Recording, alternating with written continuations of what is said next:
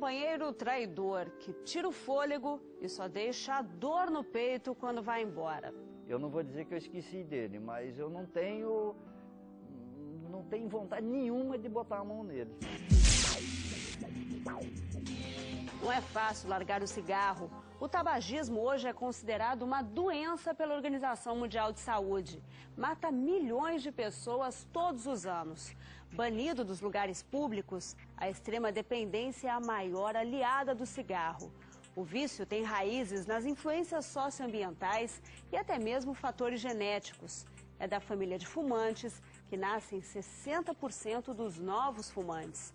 E é também na escola que se aprende a fumar. No Hospital Clementino Fraga, da Universidade Federal do Rio de Janeiro, há 10 anos foi criado o Núcleo de Estudos e Tratamento ao Tabagismo, o NET, com gente capacitada a oferecer muito mais do que palestras condenando o cigarro. A força de vontade é apenas o impulso inicial.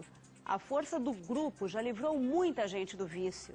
Nessa guerra, um autêntico arsenal de combate está sendo armado. As pesquisas prometem, em 2 anos, uma vacina para acabar com o prazer de fumar. O Espaço Aberto Saúde está entrando no ar.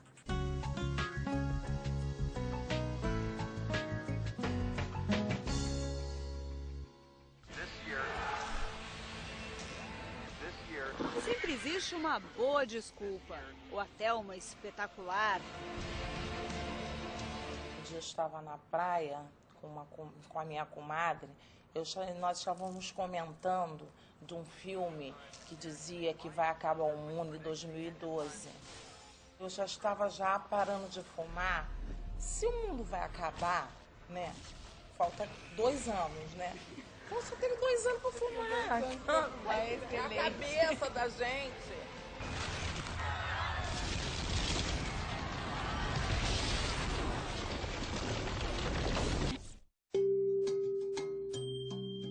Parar de fumar é uma guerra contra o impulso de pegar só mais um cigarro. O cérebro nem sempre é o maior aliado da força de vontade. Dentro do carro eu nunca fumei. Por exemplo, eu viajo daqui para Vitória, dentro do ônibus, eu fumo em Campos, quando sai, fumava, né? Mas, do contrário, não fumo. Eu entro dentro do ônibus aqui no Rio, não fumo de maneira nenhuma. Dentro do metrô, do ônibus, e não me dá vontade. É um ato falho isso, né? Ele falou, eu fumo ainda. Ele já parou, né? Já parei sim. Não pode falar eu fumo ainda. Só no sonho que fumo. Mas se os sonhos são a realização dos nossos desejos, seu Luiz Cláudio já está começando a ganhar esta batalha. Aí eu acendi o cigarro, né? Dei aquela tragada maravilhosa, como todos que fumam sabem como é que é, né? Excelente, aí tá. Aí soltei, né? Aí veio alguma coisa na minha mente, assim, que eu joguei no chão e pisei, amassei. Quando eu acordei de manhã cedo, eu lembrei, caramba, se eu já pensou se eu fumo aquele cigarro tudo? Ele começou a fumar simplesmente porque todo mundo fumava. Eu fui criado no interior, naquelas montanhas do Espírito Santo, trabalhando na roça mesmo. Então as crianças desde pequeno já começam, porque dá muito mosquito na parte da tarde, você trabalhando na roça. Então, se a pessoa fez aquele cigarro, espantar o mosquito. E mesmo que você vai espantar o mosquito, você acaba acostumando. E eu acredito que eu fumo desde aproximadamente dos 13 anos eu fumo. Então, fumava? Fumava. A expressão é que nunca muda. Então, eu devo ter pelo menos 55 anos de cigarro. É muito tempo, mas graças a Deus eu falo com convicção de 100%, que ele não volta mais para mim, não volta. Toda esta determinação foi alcançada em encontros como este, coordenados pelo Dr. Alberto. Vocês já imaginaram quantas vezes por dia vocês fazem esse ritual, esse movimento de levar o cigarro à boca? Se a pessoa fuma 20 cigarros por dia, em geral ela faz esse movimento 200 vezes. A cada cigarro fumado corresponde em torno de 8 a 10 movimentos desse, né? Então, vejam vocês, não tem nenhuma outra atividade que vocês façam, né, nem atividade sexual, que você faça esse movimento num número tão repetitivo de vezes, né? Então, isso gera, né, um condicionamento. Como é que a gente pode fazer para quebrar esses condicionamentos, né? Um deles é trabalhar com o pensamento, é questionar na hora de pegar o cigarro e antes mesmo de acendê-lo. Questionar por que devo fazê-lo, né?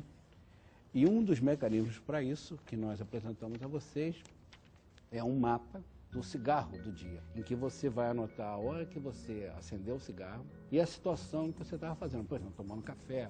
Esse registro vai ajudar a compreender como é que é a rotina de fumante de vocês. E com isso a gente poder ajudar a mudar ou a quebrar esses rituais, esses comportamentos que levam a fumar. Eu diria que essa é a parte mais importante do tratamento. Reaprender a funcionar, a fazer as coisas todas que vocês gostam de fazer, mas sem o cigarro. Estudos mostram que a presença do cigarro está diminuindo no Brasil. Em 1989, 35% da população adulta era fumante. Em 2008, o percentual caiu para 15,2%. Mas o tabagismo ainda é considerado uma epidemia, responsável por 30% das mortes por câncer e 25% das mortes por doença do coração e por derrames cerebrais. Seu Luiz Cláudio, Dona Hilda, Deise e Ana Lúcia são ex-fumantes graças à troca de experiências e ao acompanhamento médico. Seu Antônio ainda precisa de tempo para chegar lá. Eu queria fazer um teste, queria que você permitisse, né, autorizasse fazer um teste para medir a quantidade de monóxido de carbono, né, no ar que você expira, que o ar que você coloca para fora. Esse monóxido de carbono é uma das 4.740 substâncias presentes na fumaça do cigarro. É um gás tóxico, né, que dificulta a nossa circulação, que torna o sangue mais grosso, né, e faz com que a gente tenha falta de ar, porque ele parasita o glóbulo vermelho, chamado hemácia, aquele que você faz no exame de hemograma, né, e que apesar de serem milhões, né, mas 10, 15% deles impedido de funcionar, faz com que a pessoa fique com falta de ar, fique com respiração de cachorrinho. Tem que, né, solta os braços e segura o ar. Vamos ver se você consegue segurar até 10, tá? Agora nós vamos colocar o canudo na boca, isso. Fecha bem a boca e sopra até o fim. Vai soprando, soprando, soprando, soprando, soprando, soprando, soprando, soprando, soprando, soprando, soprando. Tá bom, Antônio, tá bom, tá bom. Tá? Antônio, o seu teste demonstrou um alto nível de intoxicação pelo monóxido de carbono. Esse número 13 significa que você tem 2 vezes o limite suportável, uma pessoa normal, da quantidade de monóxido de carbono, né? E isso faz mal para a sua circulação, faz mal para a sua respiração. Logo, é muito importante você parar de fumar para poder baixar esses níveis de monóxido de carbono. Ana, por favor. Nós vamos aferir o teste do monóxido de carbono, né, que dá uma ideia de como você se encontra agora, né, que já está há 9 meses sem fumar. Abre a boca, isso, fecha e vai soprando até o fim continuamente, sem fazer força. Tá?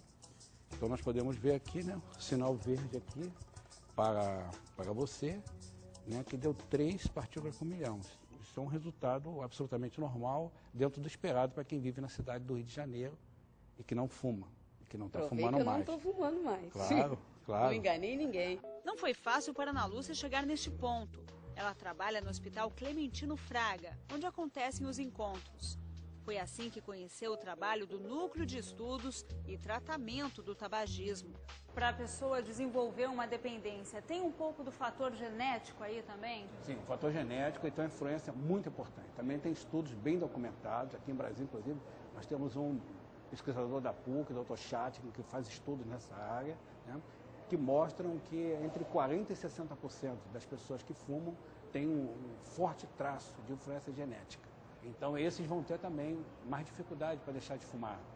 Esses, sem ajuda medicamentosa, né, comportamental, vão ter mais dificuldade. Então, ao saber disso, mais se torna importante trabalharmos a questão do aconselhamento o mais cedo possível, né? Junto às gestantes, junto aos pais, né, obstetras, pediatras também entrarem firmes, né, nessa luta, né, para aconselhar os pais ainda jovens, quando eles ainda não procuram ajuda para o tratamento, para que eles procurem ajuda para o tratamento, porque eles também são modelos de comportamento, pelo menos até os 10 anos de idade, a família é um grande modelo de comportamento, né? Depois disso tem a influência socioambiental, da escola, dos colegas, enfim, onde a gente pode atuar menos, a não ser com a lei do ambiente livre de tabaco, que é a pressão social mostrando que fumar hoje é demodê, é careta, é o contrário do que era algumas décadas atrás. A gente está aqui no corredor do hospital. Como é que era essa imagem antigamente? As pessoas podiam fumar aqui dentro? Desde 1999, né, não se pode fumar dentro do ambiente do hospital, né? O hospital é declarado uma área livre de tabaco. Áreas livres de tabaco. A medida ganha força em todo o mundo. Pesquisas mostram que a dificuldade para fumar faz com que as pessoas reduzam o número de cigarros ou decidam parar. Bom para a saúde de todos. Na Europa, por exemplo, o número de derrames caiu 10% depois das restrições. Para Ana Lúcia, a proibição estava transformando até a vida depois do horário comercial num inferno. Como eu ficava muito tempo aqui no hospital e só fumava rigorosamente depois que eu ia embora, eu não queria perder nenhum minuto do meu dia. Isso significava, muitas vezes, tomar banho fumando. E como você tomar banho fumando é meio difícil, porque o chuveiro está lá caindo em cima de você, eu criei umas técnicas. Eu pegava um pregador de roupa, desses de madeira, colocava no filtro do cigarro, que ainda sobrava um espaço que eu podia fumar, e eu jamais molhava o cigarro. E eu fazia isso sempre que eu tinha que molhar as mãos e fazer qualquer coisa, lavar louça, esse tipo de coisa, e continuar fumando, porque você leva lá uns 2 ou 1 minutinho e meio para fumar. Eu não podia perder nem o tempo do cigarro e nem minha atividade. Então, assim, eu conseguia conciliar o meu dia.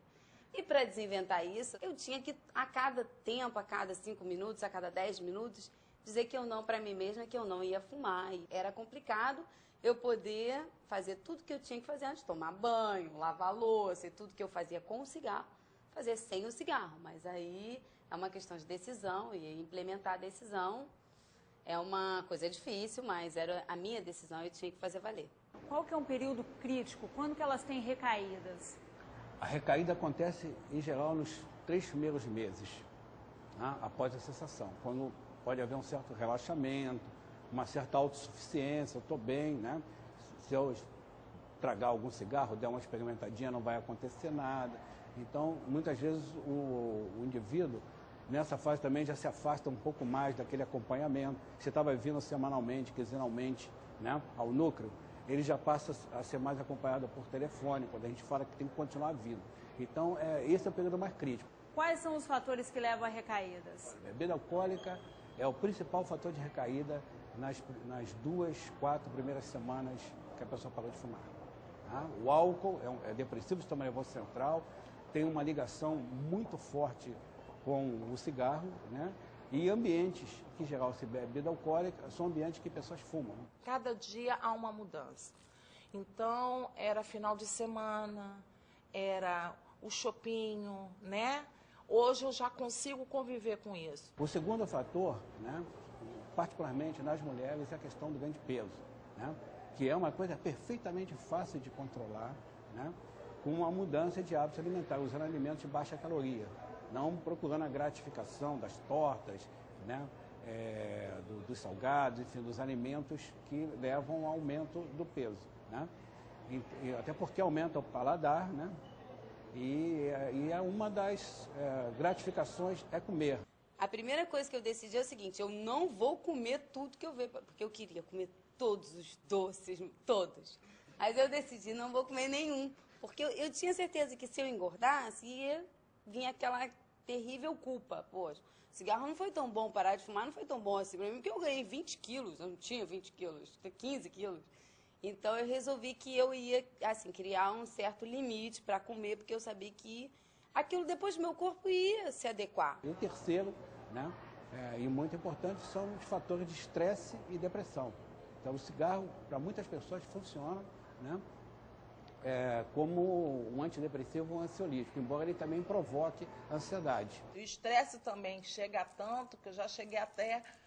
uma menina estava na rua e ela não estava na calçada, eu ia virar à esquerda, eu fiz o farol para ela, ela me xingou. Eu dei ré. Eram 3 deste tamanho.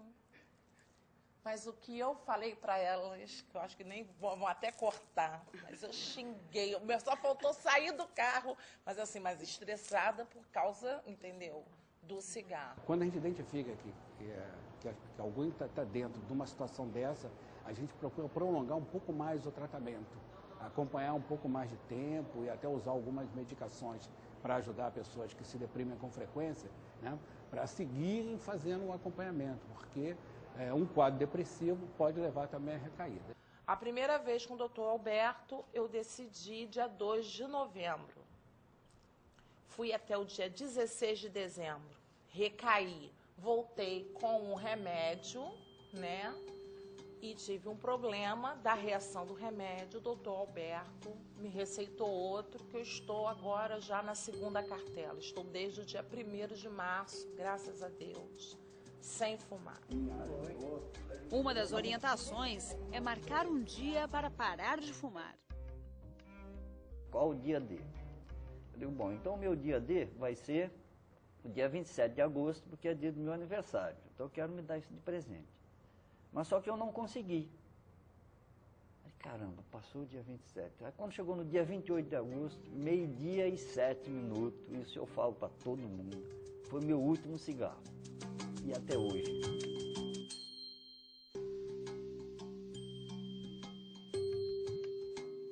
A pressão para largar o vício vem principalmente da família. Dona Hilda chora ao se lembrar dos primeiros meses do neto. A filha não queria que ela se aproximasse muito do bebê. Assim, quando eu queria pegar no meu neto, minha filha falava assim, ó, se a senhora não parar de fumar, eu vou pedir a minha cunhada para não deixar, né? Eu pegar em meu neto, modo o cheiro do cigarro. Aí aquilo me dava muita tristeza, né? Porque era meu primeiro neto. Foi um empurrão doloroso, mas certeiro. Deus me livre de nunca mais na minha vida eu colocar um cigarro na boca. Já seu Antônio ainda não conseguiu. Ele tem 70 anos, fuma desde os 10, tem enfisema pulmonar e muitas limitações por causa do cigarro. Uma delas é financeira. Eu fumava 4 maços. Faltou um maço de cigarro para 2 dias. Quer dizer que tá caindo muito, né? É só fazer a conta. 4 maços de R$3 por dia. Em um mês, R$360. Mas tô ficando rico de saúde. Coisa que eu tava indo pro brejo. Saí do brejo. Fui pro asfalto. Tô me progredindo, não tô? Algumas pessoas talvez vão ter mais dificuldade em parar de fumar, vão ter que ter um tratamento mais longo, além desses 3 meses que a gente oferece no Sistema Único de Saúde. Algumas pessoas vão ter que ter uma terapia mais extensa, 6 meses, 1 ano ou mais tempo. E outras pessoas vão ter tanta dificuldade, que a gente mesmo assim não pode deixá-las de lado, né? A gente ajuda elas a reduzir a quantidade de cigarro. Depois de 60 anos fumando, o senhor acha que o senhor vai um dia conseguir se livrar do cigarro? Consigo. Se Deus quiser. Enquanto é a vida, é a esperança. A ciência já tem algum estudo sendo feito para desenvolver uma vacina anti-fumo? Atualmente tem um campo de pesquisa, que aliás começou desde os anos 70, né? Está em processamento já bem avançado, vacinas, tanto para imunização, que a gente chama ativa, quanto passiva, de nicotina. E essas vacinas se explicam pela seguinte razão. A molécula, o tamanho da substância nicotina é muito pequena, tanto que ela passa por qualquer barreira do corpo, né? Chega rapidamente ao cérebro, apenas 9 segundos depois de uma tragada. A molécula de nicotina, ao entrar no corpo, com a respiração, né? O indivíduo tragou, respirou, entrou na circulação, ela seria detectada, né, por um substrato, né, preparado da vacina, que se ligaria à nicotina, que é uma molécula pequenininha, muito pequena. Com isso aumentaria o peso molecular, o tamanho da partícula, e isso dificultaria que ela passasse pelas barreiras orgânicas, né? A principal barreira que a gente chama hematoencefálica, do sangue para o cérebro, que é onde se produz o efeito, né, principal, né, do relaxamento, do prazer, da recompensa do cigarro.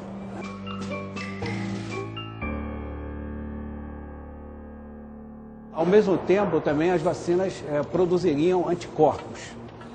E esses anticorpos, eles acabariam identificando, né, como um soldadinho de defesa, quando o indivíduo fumasse, eles se ligariam também na nicotina e impediria que a nicotina chegasse ao cérebro. E por que isso? Se a nicotina não chega ao cérebro, o indivíduo não tem prazer em fumar, não tem a recompensa, não tem a gratificação. Então, fumar perde a graça. Em quanto tempo ela vai estar no mercado? Segundo informações, né, ainda dos protocolos, né, que estão sendo desenvolvidos, talvez em 1 ou 2 anos, né, talvez na Europa primeiro, ou nos Estados Unidos, a gente possa ter também essa possibilidade. Se puder ser usado em jovens, imagina, teria um impacto enorme, né, na redução do número de novos fumantes. Levarei eu também minha cruz, te por uma coroa trocar. O senhor que é um tenor, o que já mudou na voz do senhor? Olha, eu consigo fazer os tons mais agudo com mais facilidade, consigo manter as notas, quando são, no caso de 1 ou 2 semibreves seguidas, que é um pouco difícil, mas sempre tem, consigo fazer dentro dos tons sem que a voz você desentoe no meio. Então estou conseguindo muito bem fazer isso. Da escuridão. Parar de fumar sozinho, sem nenhuma ajuda, isso é possível? É possível. É possível que algumas pessoas, um percentual pequeno da população, cerca de 3%, consegue isso.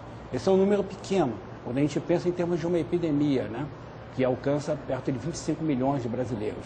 Né? Então, para que a gente tenha um impacto maior na epidemia, nós temos que tratar o tabagismo não como um vício, não como uma sem-vergonhice, né? Uma coisa que eu faço, um hábito que eu faço e que deixa a hora que quiser. Temos que incutir esse sentido de que é uma doença. E como uma doença crônica, sujeita a recaídas, idas e vindas, precisa de ajuda médica. Continuo tomando café, porque eu gosto de café e aí abrir mão de tudo não dá. Mas aí ficou só na minha memória agora. O último cigarro ficou na memória. E vai ser o último da vida? Da vida, sim, com certeza. Toda vez, eu já passei por momentos tristes depois, bem tristes, depois que eu parei de fumar. Foi a situação em que eu tive maior necessidade de fumar. Eu perdi um tio, foi muito triste para mim. E eu me senti assim, muito desesperada, mas eu tinha que fazer valer a minha decisão inicial, que era parar de fumar. E eu consegui. Foi difícil, mas eu consegui.